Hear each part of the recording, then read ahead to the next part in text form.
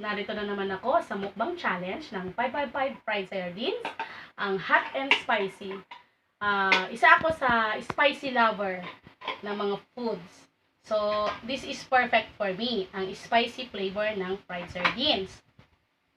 So, I do believe na ang breakfast ay napakahalaga sa bawat araw. Sabi nga nila, in morning meals, you need to eat like a king. Dahil, syempre, marami tayong mga trabahong ginagawa. So, maaga ako ngayon dahil meron kaming lakad ng aking husband. So, bago kami aalis, ay magmumukbang challenge muna ako sa 555 fried sardine hot and spicy. So, meron ako rito. Ito yung natira naming sabaw kagabi. Syempre, hindi po mawawala talaga ang kimchi. Every time I eat, may kimchi. So, I have fried rice. Ito, luto ito ng aking anak kanina. So, ang sarap. Masarap siya magluto. So, meron ako ditong fried rice. Meron din akong eggs. Yan. And then, meron din po akong tuyo. At, syempre, ang chips, ang potato chips na prito rin ng aking daughter. So, ito na. Aking ipapartner itong mga food na ito sa 555 fried sardines na hot and spicy. Samahan nyo ako ha sa pagkain na ito. So, I will open the can. Very easy open na kasi siya. So, hindi katulad dati na kailangan mong I think I need the spoon para lumabas yung mga laman niya. Wow! Daming laman. Ang daming laman ng 555 fried sardines. Talagang mabubusog ka sa dami ng laman ng 5. Ang amoy pa lang, napakasarap na. Napakarami. Busog talaga ako nito. So, yan. Ang isang can, napakarami. So, hindi po ako gagamit ng kutsara ngayon. I will use may kamay. Kaya magkakamay po ako ngayong umaga. So, ang sarap kumain kasi, di ba, lalo na sa mga Ilocano, no, mahilig talaga magkamay. So, I will eat now. So, ang una kong kakainin ay ang fried rice at ang fried sardines na maanghang. So, I will get these sardines and then put on top of the fried rice and then I will eat it.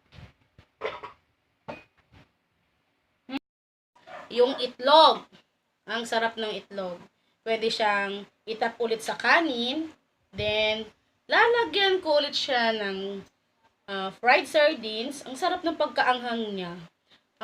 Tamang-tama lang yung kanyang spicy. Kahit bata pwedeng kainin kasi hindi siya ganun kaanghang. Pero napakasarap. Kumbaga, hindi siya sobrang anghang, pero magugustuhan din ng mga kiddos natin. So, pang pubo ulit.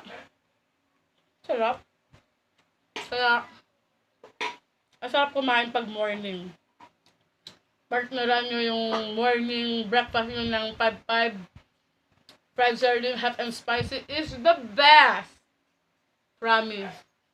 And then, the next one, kakain muna po ako ng kimchi. Kimchi. Ang kimchi kasi, mga kapatid, ang kimchi kasi, nakakapagtanggal ito ng umay. Nakakagana pala lalo. Ay, ang kimchi nakakagana sa pagkain din. So, pwede ko rin siya lagyan ng 555 fried and hot. Maanghang siya, plus maanghang. Ang sarap. Sarap. Another one, lagyan ko ulit siya ng meat. Masarap talaga kumain ng nakakamay. Ito yung tinatawag na kamay kainan. Wala na ba? Then, meron din po akong coffee. Alam niyo naman, ang coffee is the best sa morning then. Perfect siya. Sarap. And then, Yung tuyo ko, sasawsaw ko sa suka na may bawang. Another 5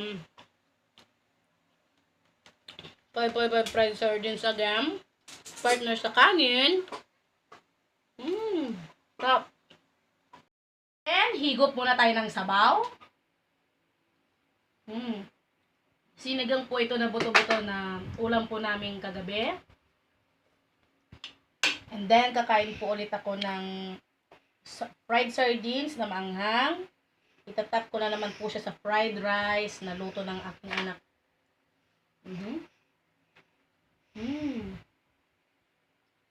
Sarap ng kamay.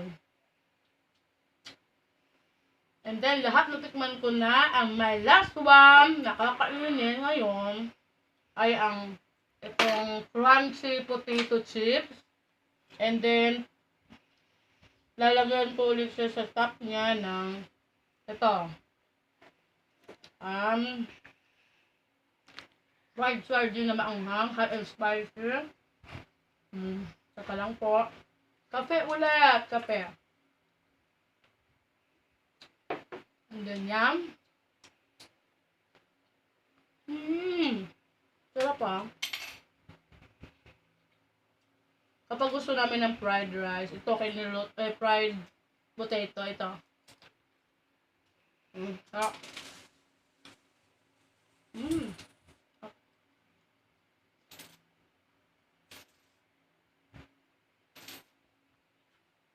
Sarap siya ha.